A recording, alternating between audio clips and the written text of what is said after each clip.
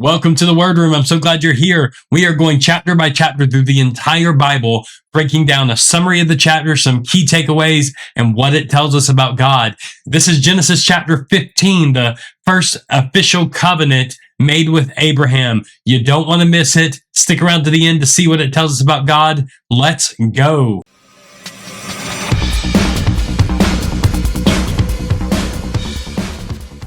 All right, let's jump right into our summary of Genesis chapter 15.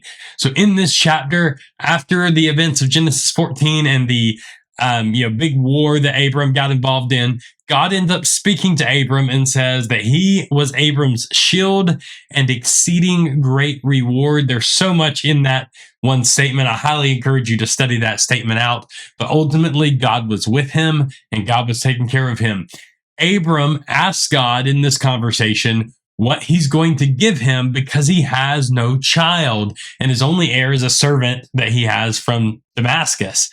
And now God's been promising him a seed, your seed's going to inherit the land, all of this, but he has no seed. His wife is barren. And so he asks God, what are you going to do? How are you going to do this? What are you going to give me? I have no child.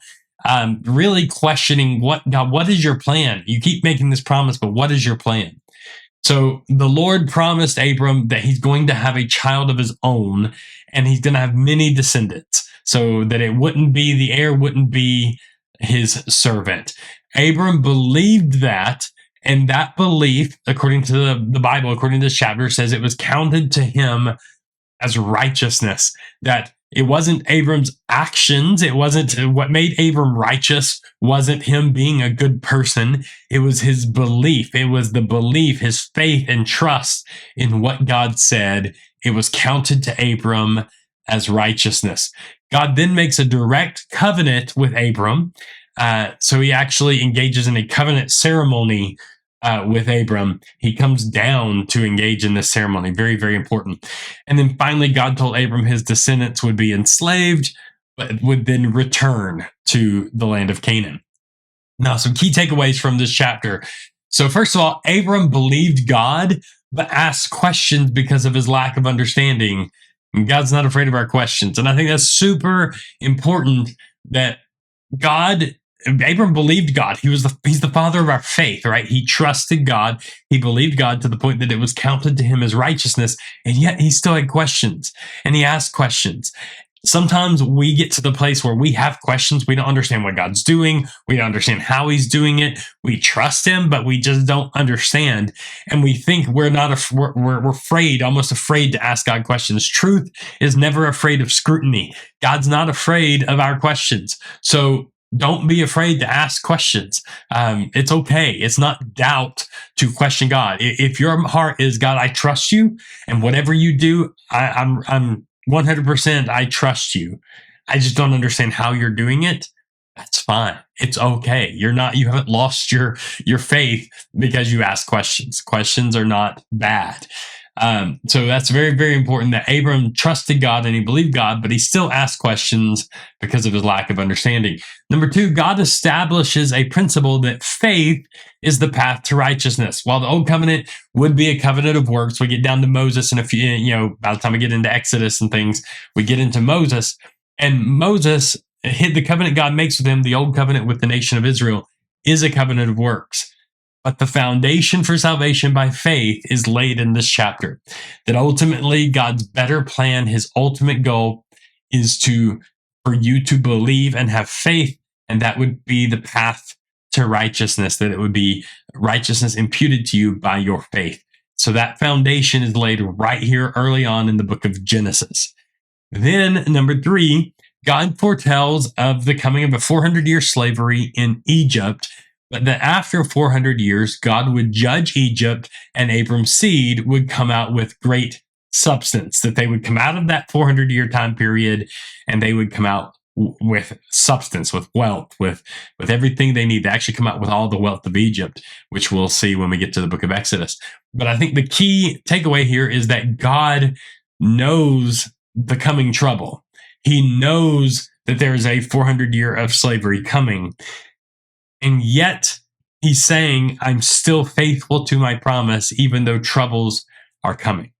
Very, very important to understand. 400 years of trouble. Entire generations who would never see the promise, and God's telling them, I'm still faithful to my promise, even when trouble is there and you don't see the fulfillment. And then we also see that the promise was not that Abram would have an heir out of his servants, but that Abram would have a child of his own. So God's getting more specific. We talked about progressive revelation, right? He's getting more and more specific. That seed, that heir that's coming is not going to be from your servants that would just be accredited to you. No, you are going to have a child of your own. And again, impossible, right? God continues to promise the impossible. And then number 5 here, God came down as a smoking furnace and a burning lamp and walked between the animal pieces. This was actually a common covenant ceremony during the time. They would take animals. This is what Abram did. Take animals.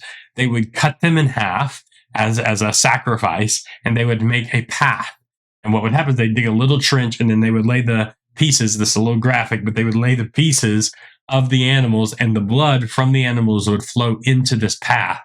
And then they would walk. One would stand on one side, the other on the other, and they would walk to the middle and make vows in the walking in between these pieces. And the idea was there was a blood covenant, so they were walking in the blood, and they would come to the middle and they would make an agreement. And the idea was, if I break my end of this covenant, let what happened to these animals happen to me. And that was the idea. Now, there was more to it than just that, but that was the basics of a ceremony for covenant. And we see that taking place in this chapter. God comes down. Now, he comes down in the form of a smoking furnace and a burning lamp, very similar to how he appears in the book of Exodus. When they go out in the wilderness, he is a pillar of cloud or smoke and a pillar of fire. It's smoking furnace, burning lamp, fire, and smoke together. It's this image of God coming in the form of fire and walking between the animal pieces. Very interesting ceremony. So 5 things this tells us about God. Number 1, he's not afraid of our questions. Very important. God's not afraid of your questions. He's not afraid for you to ask questions. You know, sometimes we think of our children, and have you ever heard that child that's why? And then eventually you're frustrated with the question, and your simple answer is because I said so, and that's it, right? The reason God's not afraid of our why, it frustrates us because at the end of the day, while we may have an answer, the ability to explain it to a child may be difficult because they don't have the understanding that they need to understand it. God's not afraid of our questions. He knows how to explain it to you in a way that you would understand. So ask questions. It's okay. God's not afraid of your question, and you're not living in doubt if you simply are questioning why God is doing it or how he's going to do something. Number 2, he desires faith. Ultimately, God desires faith. It is Abraham's belief that God accounts as righteousness. Hebrews tells us without faith it's impossible to please God. It is faith that he desires. Number 3, we see that God is a consuming fire. This is the first time we see the picture of God as a fire. It's a theme we will see throughout Scripture. God shows up as a consuming fire. That's his nature. It's his nature to consume. It's his nature to take over that passion, that fire that he has, that he burns with. It's an all-consuming fire. Very important. Number 4, he's a covenant God. He steps down. He makes covenant with Abraham. He doesn't just make promises, but he actually goes through the covenant ceremony. He is a God of covenant saying, I will uphold my end. It's beyond just a promise that can be broken. No, this is a covenant he is making. He is a covenant God. And ultimately, he brings clarity. So Abram asked what's going to happen, and God brings clarity. You're going to have your own child, and he's not afraid to clarify for you, but he wants you to seek him out for answers. He conceals a matter, and it may seem unclear at first, but that's because he simply wants you to pursue him. He's going to bring you clarity. Seek him for clarity. 5 things it tells us about God. I hope you dig a little deeper in this chapter, and I'll see you in the next chapter.